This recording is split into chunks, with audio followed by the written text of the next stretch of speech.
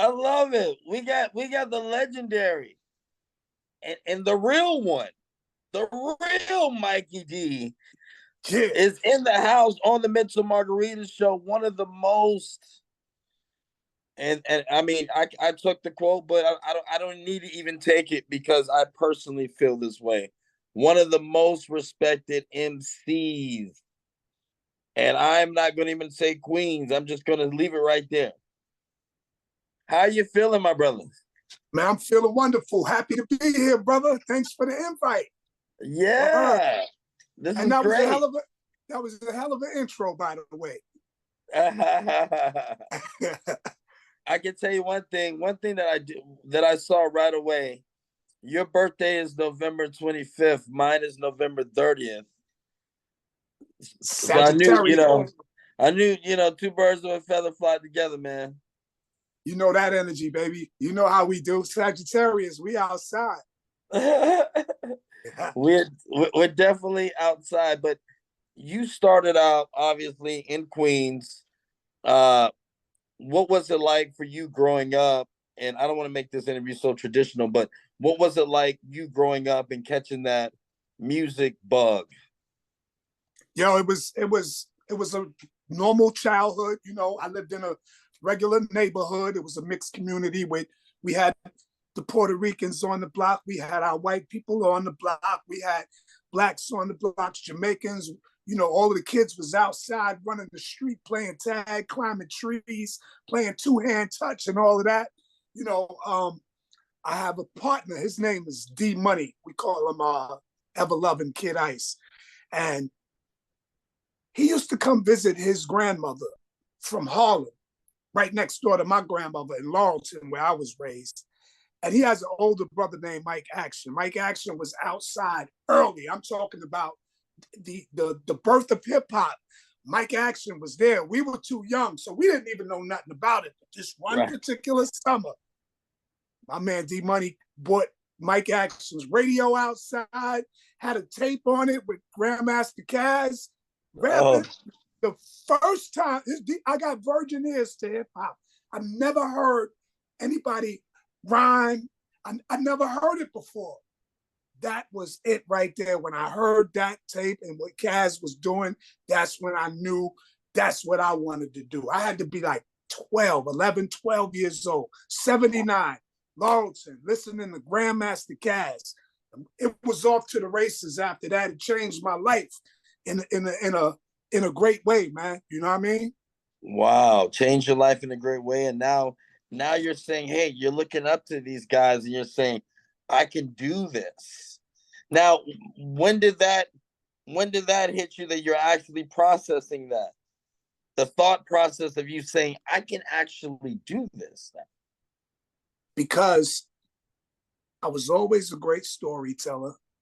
You know what I mean? My nana would tell me I was a good storyteller because I could make up some as a kid. I could make up some lies to get myself out of trouble. You know what I mean? So I was always good with telling stories. I always had that people person personality, even young.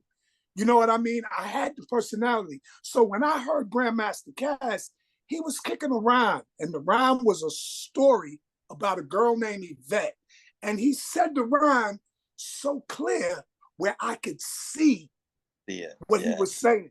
So it was like I was hearing this through my eyes, and I was like, that is, incredible. So that day I went next door, I picked up a pen and a paper. I wrote my very first rhyme. The first rhyme that I wrote was called Kim. Kim used the same blueprint as Grandmaster Caz's rhyme about Yvette. His was probably a real story. Mine was fiction, Yeah, and so I did this rhyme about Kim. And the next morning, the first person that I said that rhyme to was my nana, my grandmother. Wow. I didn't use curses and profanity and none of that stuff. I made it real funny. And it's talking about getting hit with a biscuit that knocked me out and all of this crazy stuff. And my grandmother loved it. My grandmoms loved it. So my nana was my first cosign to let me know that I could do something with this. Wow. And then after that, when I went outside later on that afternoon and I got with all my buddies back on those same steps, I spit my first rhyme for them. And they was loving it. And it was off to the races. So thanks to D Money, aka Ever Loving Kid Ice, Mike Action, man. It's because of them I'm here right now. Wow, and that's beautiful when you say your grandma. I mean, Yeah, man. Yep. that's beautiful, man. She was the first cosign. She was my first co-sign, first person that heard it. First Wow. person that was saying, like, what are you doing in here? You're mighty quiet. I'm writing a rhyme. I'm writing a rhyme. You know what I'm saying? I wasn't even using no music because I didn't have no radio You or didn't nothing have it like yet, that. yeah.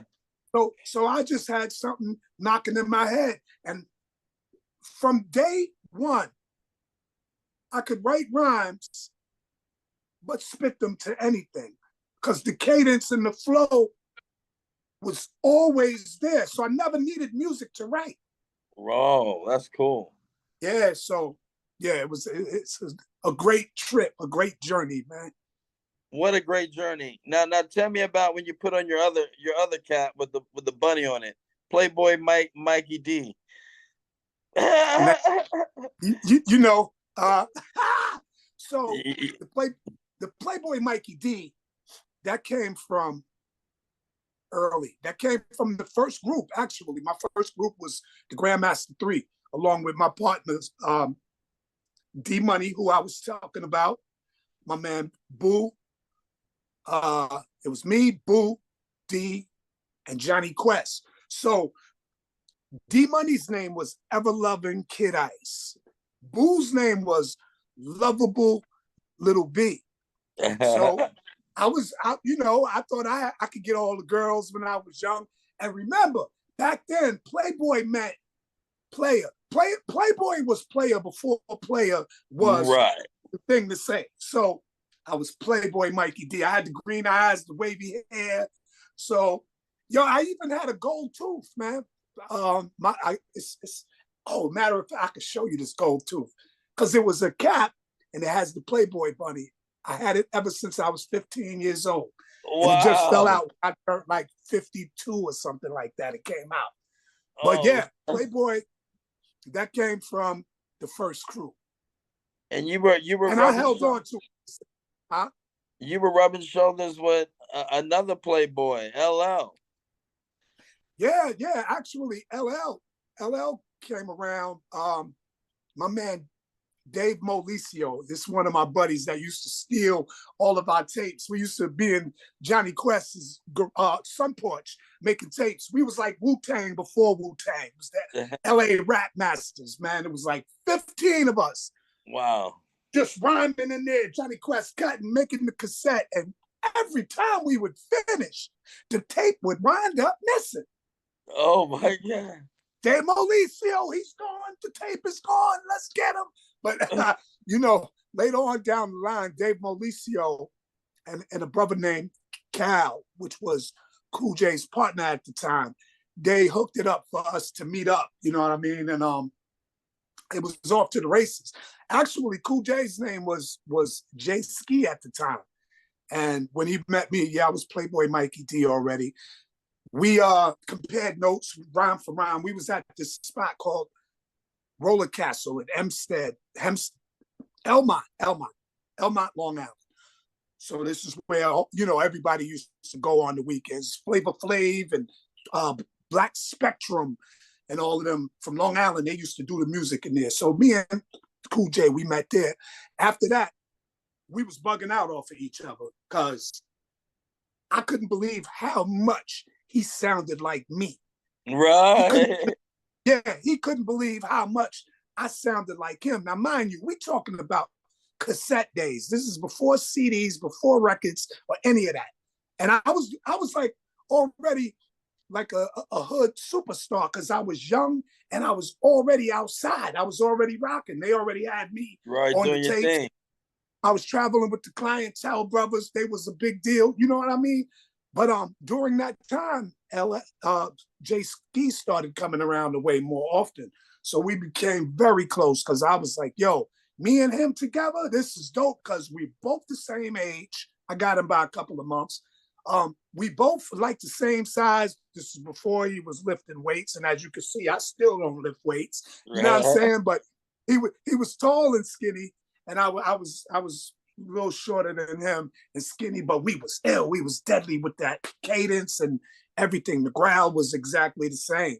So now, mind you, coming up, a lot of cats that I was rocking with had nicknames. You had Playboy Mikey D, Ever Loving Kid Ice, Lovable Little B, Loverboy TC, Romantic Lover Snow. You know what I'm saying? You had cats like that. And Cool J, when he came around, one day he told me, yo, Mike, I changed my name from J Ski. I'm Cool James now. You know what I mean? Cool J. I was like, that's dope. That's dope. So we walk into the store, most likely to get a 40 ounce or something, you know. Right. And I'm saying to him, oh, you should have something in front of it, something, you know, like a nickname, like we got, you know, how about something like Ladies Love or something, or boom, what you say? I said, Ladies Love. And he was like, yo, that's it right there. That's it right there. And then, you know, it was off to the races after that. I never look at it as I named him. I always look at it as a suggestion that happened to work really well. You know what I mean? That went well. Yeah. Well. And things are now starting to go really well for you because now Mikey D is with the LA Posse. Well, the LA Posse. Tell me about that. LA Posse. Now this is a crazy one because a lot of people thought we were from California because of the LA Posse. What happened with that is originally we were running with a crew called Boom Bash. Boom Bash was like, this is a clique of brothers that before guns and weapons, these brothers was into physical working out, and it was a lot of them. And we were all from Laurelton. I was the MC. These dudes was like the big muscle protecting the neighborhood, not just me, but protecting the neighborhood. They made it like, you know, Hollis had the Hollis crew. Laurelton had Boom Bash. So that was my crew, because everywhere I would rock in the pub, I would bring about 15, 20 of the brothers from Boom Bash with me to hold it down. You know what I mean? Hold it down. And yeah. So what wound up happening is I met a man named Mr. Armstrong, Arthur Armstrong. He wanted to sign us to a deal. And, you know, when we told him that we wanted the name of the crew to be Boom Bash, you know, he kind of heard about the activities in the streets, you know what I mean? A lot of fighting going on and holding it down, you know. So he thought that might be a liability. We might want to change that Boom Bash. And then he wanted my name to stick out in front and all that, you know. So yeah, Mikey D and the LA Posse, because I'm gonna show you something real quick. I'm gonna show you. Let me show you. Nice. Let me show you something. So now, when you come to Queens and you say, I'm going to Laurelton, they be like, oh, you're going to LA. So LA stands for Laurelton. You know what I mean? No, what's up? So back then, your posse was your crew. L.A. Posse. Laurelton Posse. Who was my posse? Boom Bash. Boom See what I'm saying? Right. So we switched the name, and that's how that came about. We had the it was Mikey D, Johnny Quest, and the late great producer Paul C. McCasty. A lot of people worked with Paul C. as an engineer. We were the first to have the privilege of working with him as a producer and engineer, and he was a part of our group until his, you know, unfortunate demise. You know what I mean? But yeah, so that's how that went down. And you were really connected to Paul C. Oh man, we were like brothers, man. Us three, we was like three the hard way. I said it in the record. Me, Quest, and Paul is like three the hard way. We used to walk to Paul's house because Paul lived in Rosedale. Me and Johnny Quest is in Laurelton. So walking from Laurelton to where he was at in Rosedale was about maybe a mile and a half walk, if that, a little more. But we used to walk over there, man. Thanks to Eddie OJ and Will Sevilla, the Clientele Brothers, for introducing us to him. Man, since the day we met him, it was like we would walk over there in all our spare time to make cassette tapes. Because he was the first person that we met. Well, actually, the second person that we met that had a studio in their facility. Like, he had the studio in his garage. Our man Ray Romaine had the studio in his basement. But Paul C had the joint in his garage and had these different tracks. He had a 4-track at the time. And we're talking about, Wow. we talking about pre 1212 days. Everybody knows Paul C from Studio 1212 up in Jamaica, Queens. Now we talking about pre 1212. We was in the garage rocking with Paul C. We was there when Paul C got put on the 1212. And anytime there was some spare time, late night, he would call me and Johnny Quest. And we was on the Q5 dollar van or the regular Q5, but heading to the studio. That word up. So yeah, Paul C was that dude. LA Posse. But then we got into a little conflict with the other LA Posse from Los Angeles because later on down the line, yeah, these brothers did some production on LL's, I think the Bigger and Deffer album. And during that time, yeah, during that time, LL and me were going through our rivalry. You know, it wasn't beef like this, but it was beef like this. Right. You know what I mean? So these brothers produced some tracks, and we're like, LA Posse, where'd that come from? So we're thinking, you know, it's shots fired, like he coming at us, like, you know. Right. Now, we had to go to court and stuff like that. We never physically went to court, but we lost the court battle for the simple fact that we weren't as business savvy as L and his team and Def Jam. We were with Sleeping Bag, which was the biggest independent label at the time. Sleeping Bag, he was with Def Jam, and they were under the umbrella of Columbia. They was lawyered up. These guys were professional. We never trademarked the name because we were so happy that we could just make records anytime we wanted to. It was just fun to us. We wasn't thinking about, you know, royalties. We wasn't thinking about publishing this or that. So we weren't covered. We were just out there blind, having fun with it, while other people were taking it as a business. So, you know, things happen, but it's all good. But that's what the LA Posse was all about. And you guys were also about I Get Rough, coming in the house. That's right. I Get Rough. Great records, right? Yeah, I Get Rough was one of those songs that I was letting these rappers know.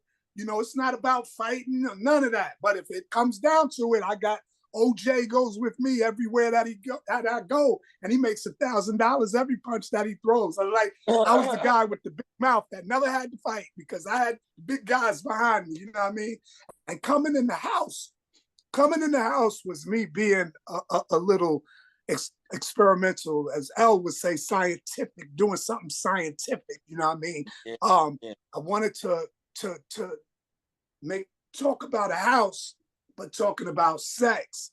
So I'm coming in the house. You know what I mean? So yeah, that was crazy. It worked too. It worked.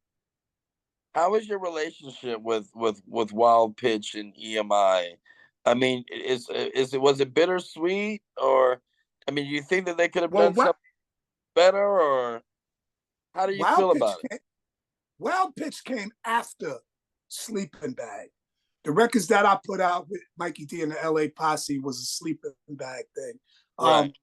Now, Wild Pitch EMI was when I was with Main Source.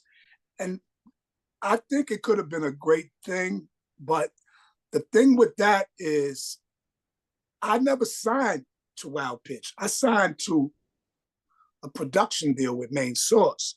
So Main Source had the contract with Wild Pitch. So anything that, because I was signed to Main Source, anything that transpired between them and that label or any other label, I would be with Main Source, you know. The album was pretty good. I actually think it was dope. At that particular time, I wasn't trying to fill Large Professor's shoes. Like, if you listen to the very first couple of lines in my very first record with Main Source, I say, "Here comes Mikey D with the Main Source back on course." So my goal was to simply bring that Mikey D edge to a group that's already popping. You know what I mean? Great records. I didn't even know Large Professor bounced. You feel me? Until after all of the paperwork and stuff was done, then I found out. And I'm like, oh, okay, well, I'm going to hold it down, but I'm not going to try to fill his shoes. I'm going to walk in my own shoes. Right. So that's why, you know, some Main Source fans might have been a little disappointed because it didn't come out the way they expected it to. That's because we are two total different caliber MCs and rappers. I'm edgy, I'm street, I'm a battle rapper. This is what I do. And I'm not taking this serious. I'm having fun with it. It's about fun to me. You know what I mean? So, you know, so that was the difference. But I think if I would have dealt with Wild Pitch on a one-on-one base, like a Mikey D, Wild Pitch type of thing, I think that relationship could have possibly worked out. Ah, that's cool. And F what you think. You know? F what you think, you know. That's crazy.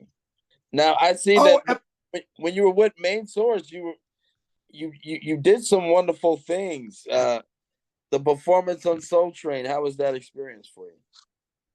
Man, that was the ultimate experience, man. That was the biggest thing in my career, aside from winning the 1988 New Music Seminar. I mean, here I am, a brother from Queens that watched Soul Train every Saturday at 11 o'clock in the morning. My moms used to love Don Cornelius. I used to look in the TV guide just to see who was going to be on it.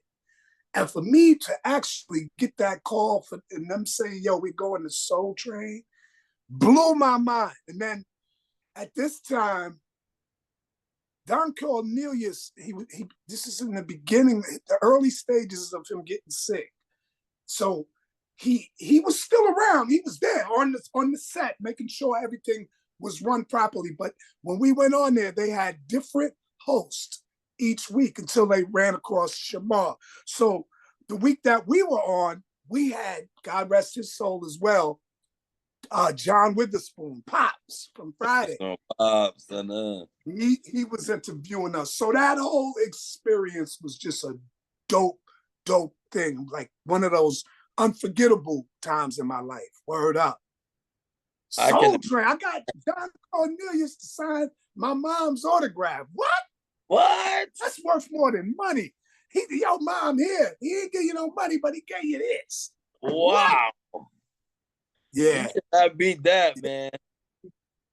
And the other experience that you also mentioned, 1988 New Music Seminar, you won the battle for world supremacy.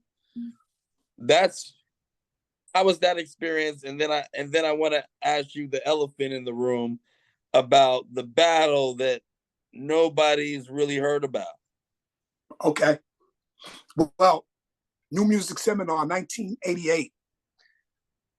This is you know, this is me walking my walk, talking my talk, because 1987, the year before, at the end of that song, I get rough. I said, I don't wear a lot of gold, and I don't drive a car. My muscles ain't large, but my pockets are. People see me on the street and treat me just like a star. I don't even have to practice for the seminar. Had no plans on going to the seminar. Knew Melly Mel won that year. It was a quick jab because I jabbed a few people in that song. I had no plans on going to the seminar. I didn't even know nothing about getting into the seminar, none of that. Now, mind you, when I got with Sleeping Bag Records, Mantronics and Tila Rock were the ones that talked Will Sopoloff and them into signing us. And they talked to Virgil Sims, who was the A&R, about signing us because Tila Rock told them how ill of a battle rapper I was from Queens. And Mantronics wanted me down with his crew because at that time, Tricky T was dealing with something. And Mantronics, he wanted to come out with another album. He wanted me to be that rapper, almost like a large Professor Main Source situation. But see, that time I couldn't do it because I already had Paul C producing our album, and I had Johnny Quest with me, so I couldn't leave the LA posse. No, not for nothing in the world. No disrespect to Mantronics because I was popping at the time, but my loyalty lies with my crew. Right. They wound up signing us as a crew. So, 1988, the single is done, Coming in the House, Out of Control. You know what I mean? And next thing I know, Will Sopoloff calls me to the office and tells me, gives me these passes, actually, and says, this is for you. You're in the seminar this year. I'm like, what are you talking about? Yeah, we registered you into the seminar. You're a battle rapper, right? You battle, right? Yeah. It was telling me to bring that belt home. You know what I mean? Bring it home. Oh, bring it home, baby. Yo, so this was a 2-day event. First day you had to do the prelims, the preliminaries. You know, each person that was that lost the preliminary was disqualified. So they put you up against your preliminary battler. My preliminary battler happened to be a brother from Queens, man, one of my mans, Mr. X. At that time, he had a record out. It was a parody of You Know I Got Soul from Rakim. His was like, You Know I Drink Old Gold. And I was one of them brothers that drank the Old Gold with him. Now I'm battling my man. But you know, we had it was a friendly battle. It was friendly fire. But I kind of edged them on it. You know what I mean? So the judges picked me. So the next day, we had to go to the big battle, which started at 11 o'clock in the morning, and it didn't end until it was over. And it's not like you went through one or two MCs. Man, it was like 12 brothers I had to go through. Wow. You had 2 rounds. They had drum machines set up on the stage with pre-programmed beats. You had 2 rounds per battle. You know what I mean? I battled like 12 cats before actually winning this belt. You know what I mean? So, I mean, I battled my man King's Son was one that I remember. Yeah, King's Son was in it. I battled him. I battled a bunch of cats. Man, I remember Search, MC Search was in it. I battled this brother from Cleveland, Ohio, Bango. He was the last dude I had to battle. He's down with the Rhyme Syndicate now. Bango was dope. So I had to battle him, and I got the edge over him as well. And I'm not saying that it was a walk through the park either. It was a hard battle, man. You know what I mean?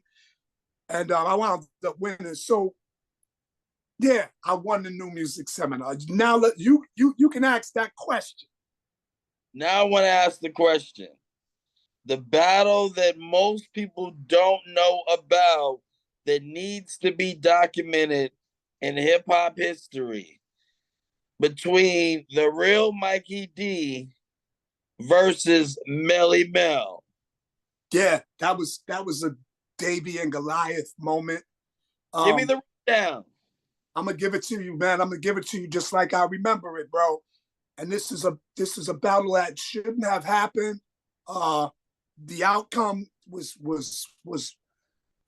culture shifting, the changing of the guards. It was Davy and Goliath for real.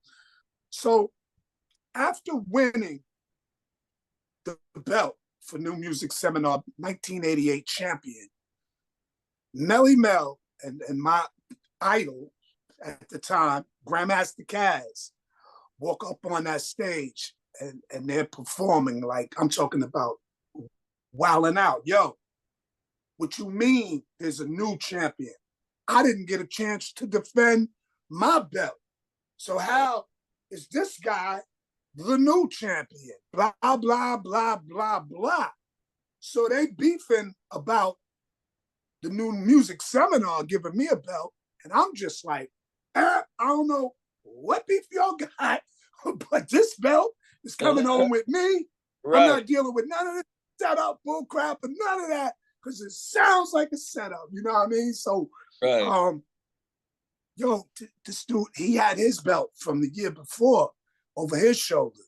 And he's talking trash, and he's taunting me, and he's talking about this belt doesn't mean nothing to him. If I'm a real champion, I'll battle him for the belt. And he dropped this belt talking about winner takes both. Whoa. Crowd is like, oh, and I'm like, hell no, I'm not doing it, because I just won this belt. Sleeping Bag wanted me to bring it home. I want to bring this home to Lowton so I can hang it up and pop in Kim's. You know what I mean? Nah, I'm not battling for this belt. I just won this belt. Man, that crowd, he just kept on talking trash. You know what I mean? One ear out the other to me. I'm like, I can't believe this is going on. These are guys that I respect. Now, mind you, I'm from the new school, according to them. Number two, I'm from Queens. We had the Queens and the Bronx thing going on at that time. Yeah. You know what I'm saying?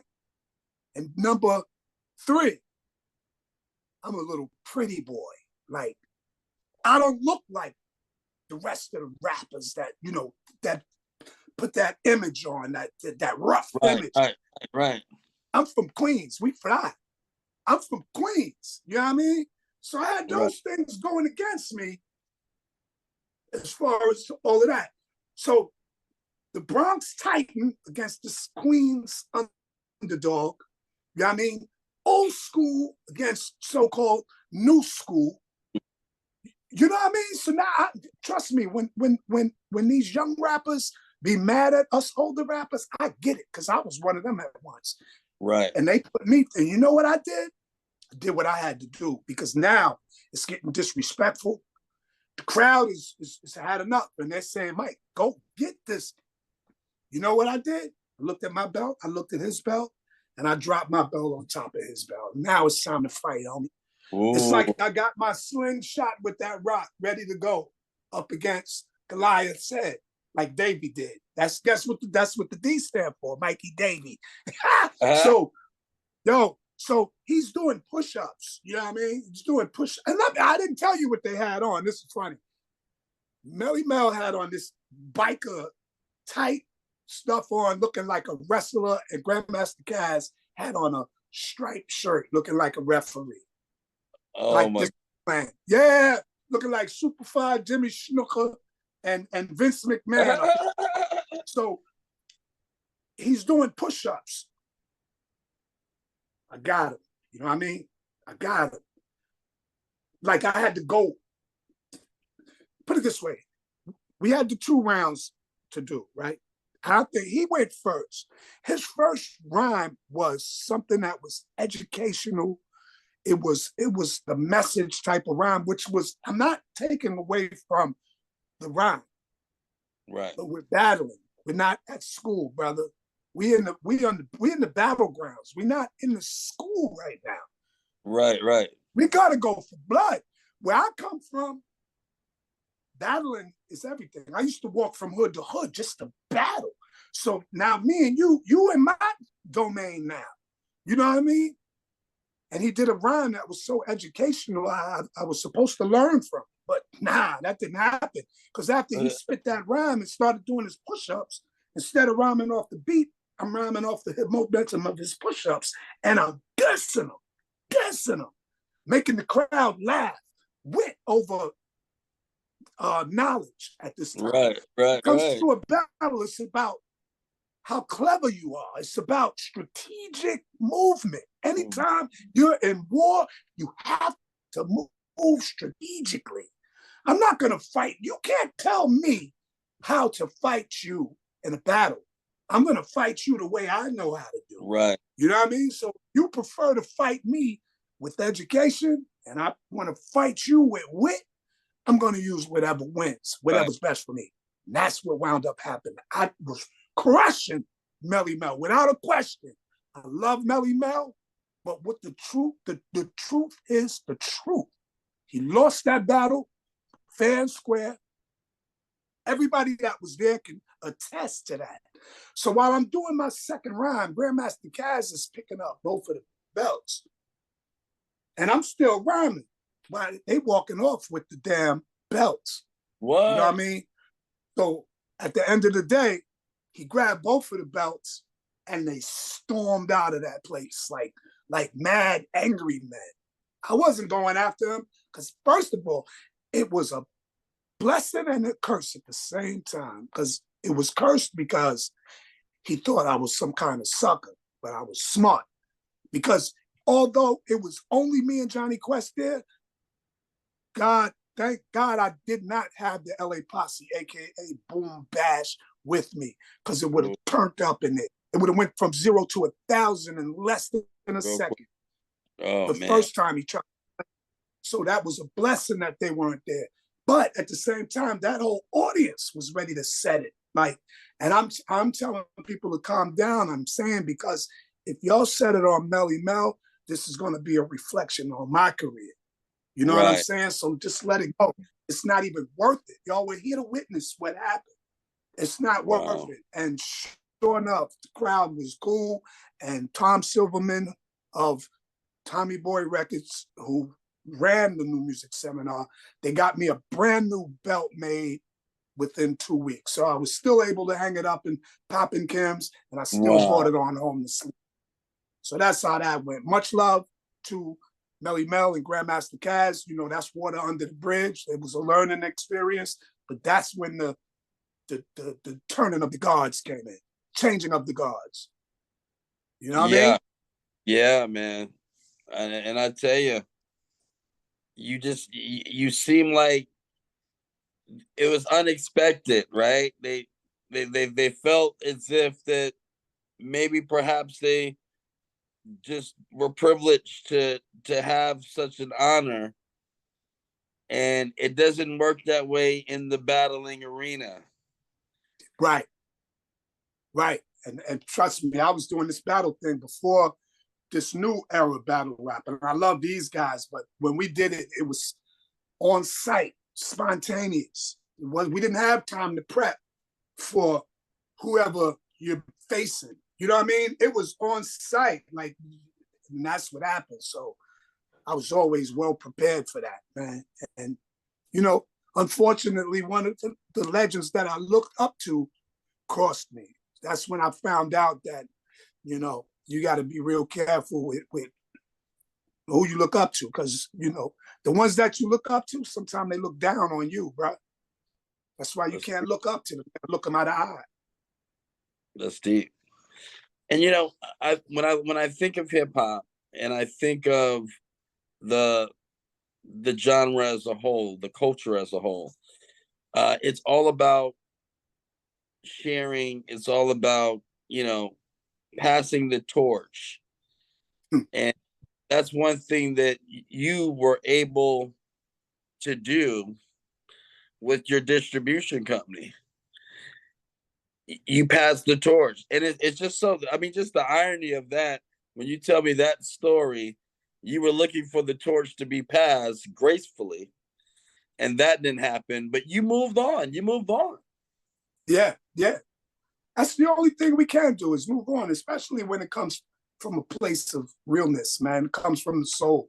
Like, what I do comes from the heart, not my pocket. And I'm not stingy about it. Like, if this light is shining on me, I don't mind sharing the light with a younger cat or somebody that's coming up. Matter of fact, it don't even have to be a younger cat. Passing the torch means to just pass the mic, man, to whoever is capable of handling it. Right. So that's my whole thing. Pass the torch is just giving everybody an opportunity, a fair shot, man. I'm talking about even artists that are my age. They always got this stigma, this bull crap about you're too old to do this and you're too old for that. Listen, you only as old as you feel, and I don't feel a day over 25. Feel me? I'm 56 and I can still spar, do whatever with the best of them when it comes to the rhyme. So I'm giving cats the opportunity that wasn't able to reach their goals when it was supposedly their time. You know what I mean?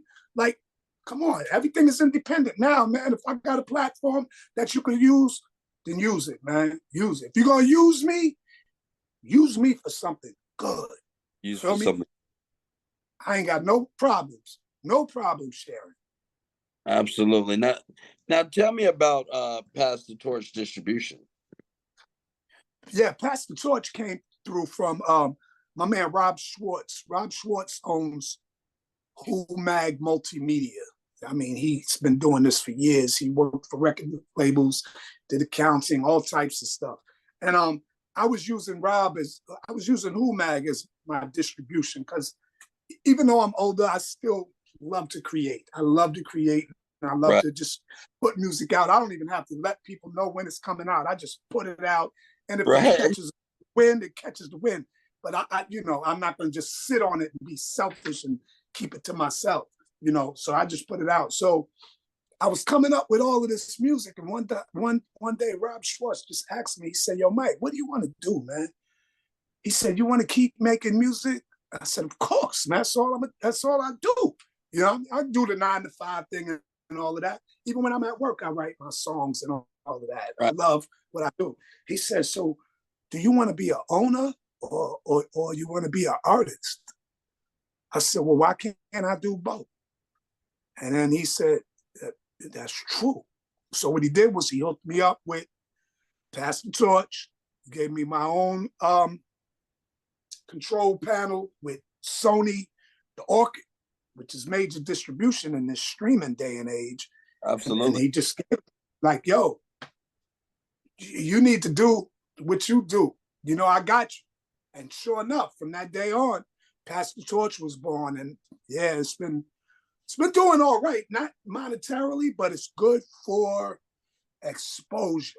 You know what I mean? Because the streams, 800 streams is a fraction of a cent. So you're not really getting, you know what I mean? And I'm not trying to take nobody's publishing or ownership. It's more like being especially to the younger artists. I ain't gonna say guys, but it's more like being an OG. And to me, OG means offering guidance or opportunities and guidance. And that's what I do as a real OG. You know what I'm saying? So I try to show these cats the way. I teach the younger artists, I teach them with my mistakes. All of the mistakes that I made, I learned valuable lessons from them. And I use them as valuable lessons for the ones that's following me. You know what I mean? Because I was making so many mistakes the years that I was drinking them 40 ounces. I was making stupid mistakes and I was making them over and over at times. But when I finally put that bottle down, started seeing things for what they really are and really absorbing the business and being around people that I could learn from instead of people that couldn't teach me anything. Now I can teach these younger cats through my mistakes so they will never make the same mistakes I did. So it's a blessing, man. Pass the torch. Man, you just passed it to me, brother. I love that. I love that. I love the vulnerability. And then sometimes, Mikey D, do you feel all alone? Because I mean, what a record. Yeah, All Alone, you funny. Yeah, I was like that. I was getting ready to say, "Yo, I made a record called All Alone." Yeah, sometimes I do feel all alone. But then you got guys like Buster. You got guys like LL. You got guys like Redman, who I used to rock with in the parks. These guys let me know I'm not all alone. They didn't turn their backs on hip hop. That. There's still a market for mature audiences. You know what I mean? Not everybody wants to hear violence, and not everybody wants to hear vibe music. Some people still want to hear music with substance and music that means something. It might not be a multi-million-dollar industry, but there are people that want to hear that type of music. So yeah, that's what it is. I did feel all alone for a while, a long while. And it's crazy you mentioned All Alone. All Alone was produced by a brother that is big over in Russia. His name is Legalized. He's like the biggest recording hip hop artist in Russia. And the way we linked up is so crazy because I think it might have been through MySpace or something like that. And he said the reason he got into music was because of my song, Coming in the House. Wow. Is that So that something? lit the fire in him all the way in Russia. And now he's the biggest thing in Russia. Wow. That's crazy.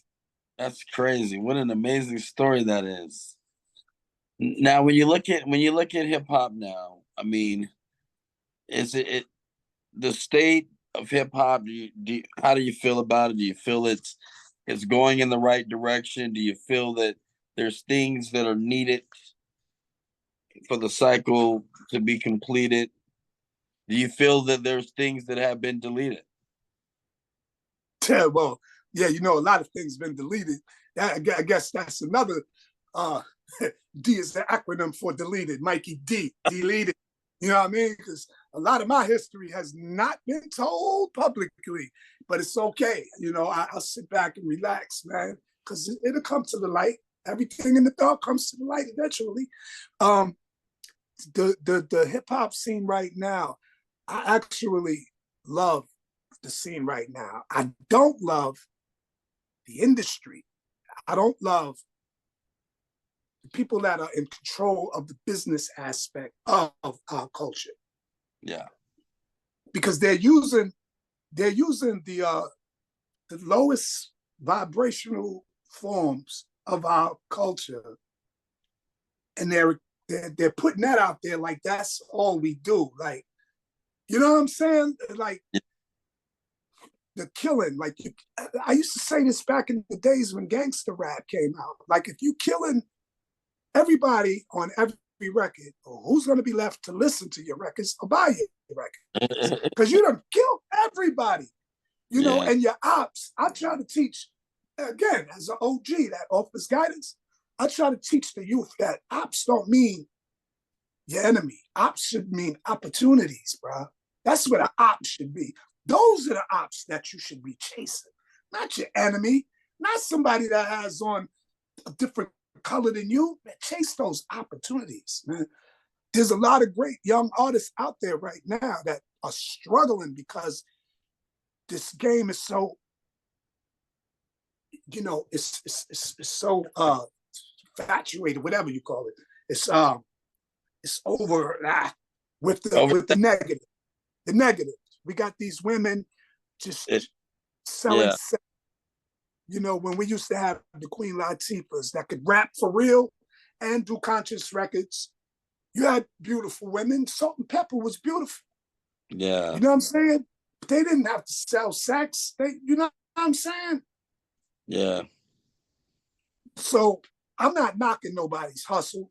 I'm just saying, us as older artists, we could do better to shed some light to the younger artists because it's like a death trap, man. The industry, not the culture, the industry. So, and Industry.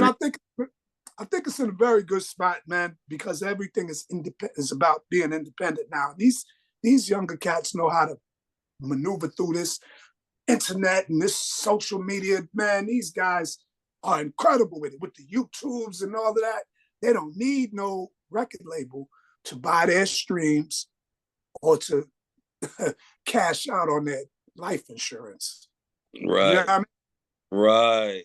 You know what I mean? These Yeah. guys, these young guys need to get a regular 9 to 5, fund their own dream, let their parents or themselves do their own life insurance just in case anything goes wrong, because you don't want your record label to have your life insurance policy. And God forbid, when you're gone, your family don't get shit. Excuse me. But you know what I mean? That's what I don't like Yeah. about where it is now. That's real. That's real. And what I do like about where it is now is that you have special artists like yourself that you put your heart on your sleeve, man. You embody what the culture means. I mean, it's just unbelievable all the things that you have vocally has stood for. You have integrity. Oh, absolutely. That's the biggest thing to me. I always say my integrity outweighs my talent. I'm very talented, but my integrity outweighs that talent by a long shot. I will never compromise my integrity for $1. It just won't happen. You know what I mean? What's right is right. What's wrong is wrong. My integrity over everything, brother. My father used to always say, I over E. When he told that to me, it was intelligence over emotions. As I grew older and understood what that meant, I created my own I over E, which is integrity over everything. Nice. Yeah. Nice. And so Yeah. the documentary, guys, for anyone that's watching this show, the documentary, The Real Mikey D, his story. I Oh, want yeah. anybody that is watching this to make sure that you go over and find it. And I want you to really listen to his episode. He's going to talk about some of the things that we spoke about in this interview, and he's going to get more and more in detail. I enjoy it because you paint a very vivid picture of your journey in your life. What made you think of doing something like this? Well, his story, I wanted to include the people that were a part of my journey. I didn't want to do, a documentary where it was just based on me and everybody talking about me, this, that, and other, because there were people that inspired me along the way. And I wanted to shine the light on those people as well. And as me being the one that the documentary's supposed to be about, I'm the one doing the interviews. You know what I'm Yeah. saying? So I wanted to give it a little switch. Pretty soon, y'all could check out a lot of great stuff on the new website that's under construction right now, MikeyD.hiphop. We need to talk about that too. Y'all, Mikey anybody D. What? What is it? Mikey D? .hiphop. Wow. Yeah, yeah. No more .coms. No more .nets. No more .orgs. Yes. Yes. No more .govs. It's .hiphop, baby. You know what I mean? We wanted to do something where we can have like a original internet presence, like Mikey D. Hip hop. Actually, anybody that is an artist, that is a hip hop, a MC, a breakdancer, they should have a .hip hop instead of a .com. The company is so dope. I'm actually the brand ambassador of .hip hop. You know Wow. what I This is mean? great. This is great. So what .hip hop is about? It's about hip hop, and the money that goes into .hip hop gets poured back into the hip hop community, whether it be paying some rent for the hip hop museum or funding something across seas pertaining to hip hop. Everything that's made in hip hop is spent in the hip hop culture. So if anybody is interested in getting a unique domain name, a .hip hop, all you got to do is sign up with get.hiphop. That's GET.hiphop, and the rest is on you. You know what I'm saying? And then you'll see very, very soon. You're gonna see the Mikey D.hiphop, and y'all could see that it's official, and then you can do whatever you want to do. You can also, there's something that you call internet real estate. You know what internet real estate is, right? Wow. Let's say for instance, you got a roller skating rink in your town. You buy the domain name for like $30. Roller skating USA.hiphop. If that's the name of the spot, boom. Yo, I'm telling you, you Nice. could get name names. I'm just put y'all on the game, y'all. I just put y'all on the game. But Get That Hip Hop, y'all definitely want to get involved with that, man. Especially if you're in the hip hop culture or rapper or whatever, any of the elements, it's for you. Any of the elements, guys. And is there anything else that you got on the pipeline, Mikey, that you want to share? Man, we working, man. All I can say is stay tuned for Redemption. I'm working on an album called Redemption. This is like, to me, going into detail about my life journey. This is an album that I'm sure everybody can relate to on different subjects, on different levels. It's being produced by the great Herb Middleton, Moontown Records and Publishing. Herb Middleton, if you Google his name and look at his discog, this guy has produced greats like Al Green, Wow. What's her name? Mary J. Blige, Eminem, Nas. The list goes on and on and on. It's extensive, man. And me and this guy working like this. Redemption is that album. So that album is really like one of those albums. It's gonna be dope. Then I'm working on a street album because people been asking, yo, what happened to Mikey Destruction? Because since I've grown up, I strayed away from my street, right. and started making mature songs so the maturity can show. But they've been asking where Mikey D is. Now, I can't give you a 17-year-old Mikey D, but I can give you a 56-year-old Mikey D that is just as dangerous as the 22-year-old. And I'm working with Dr. Butcher. Dr. Butcher used to produce the greats such as Kool G Rap. Say, you know what I mean? Dr. Butcher and me go way back. Actually, Dr. Butcher, me, and Kool J go back. Kool J was a part of Dr. Butcher's group, which was the Extravagant Three. Right after me and him was hanging around, he was hanging with he was a part of the Extravagant Three. So yeah, look out for that joint right there. We're not sure of the title yet, but this album is going to be me on some lyrical miracle going crazy. But I'm not disrespecting our women because I don't believe in that. And I'm not killing nobody. I'm just killing MCs that think they could step into the arena with me. That's it. Good for you. Yes. That's what we need. And that redemption album, man. I don't know. When you were talking, I started getting like little goosebumps there, man. I feel like it's something special. It is, man. It is. Because like I said, man, I've been through a lot for years, man. There's so much that I've been through that hasn't been talked about. And it's like I told you, like I drank 40s for years. And it was to the point where people thought it was a liability. It was never like a problem where I had to go to rehab and all that. You know what I mean? It was just people thought it would be a liability because I was wild. But that's how it is now. These cats are smoking and doing same shit that I was doing.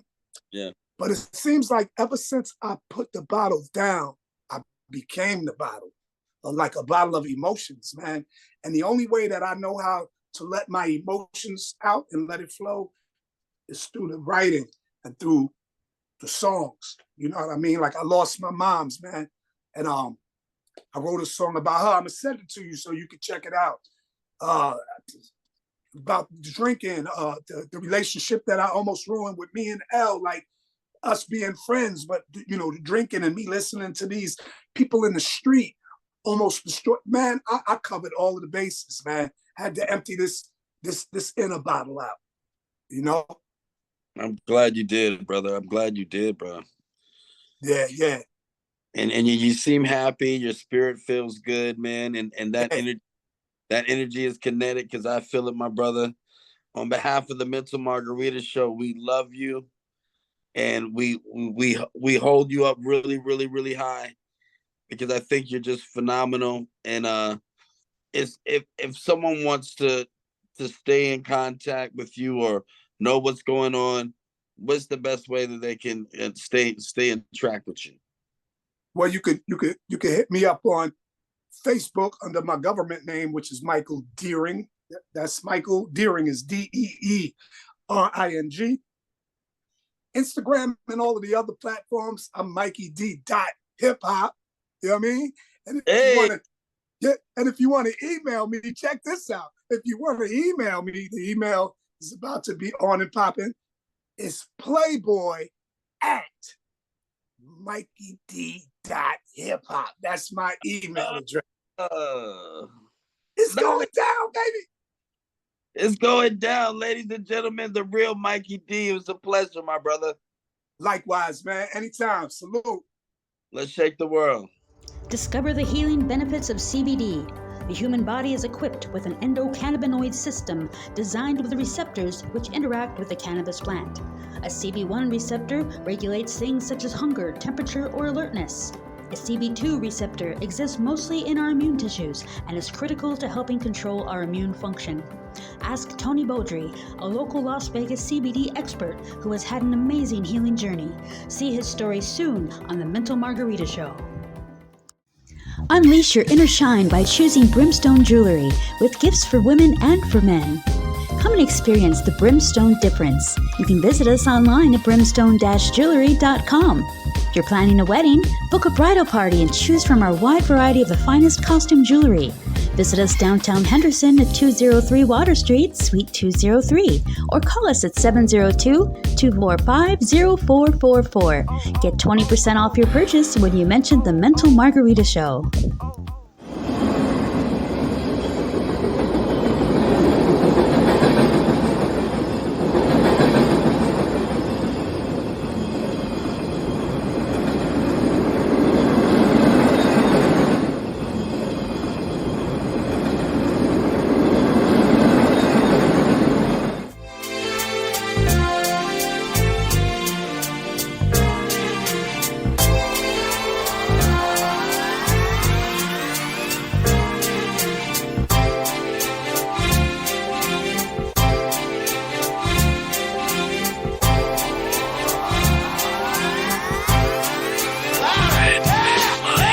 Starstruck, here's a sprinkle of the stardust. Hold your champagne glass and your cigars up.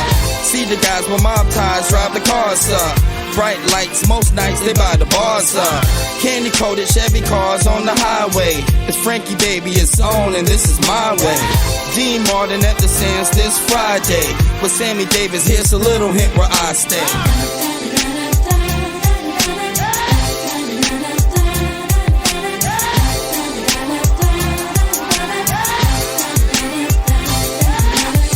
The city shines like Liberace's mansion, and you know Elvis had the whole city dancing. Showgirl silhouette steady prancing. Shout out to June, just the Copa Girls anthem. Legal gambling, yeah, that would tempt me. It's Sin City, holy water couldn't cleanse me. And Wayne Newton had the crowd in a frenzy. Live at the Stardust, the seats never empty.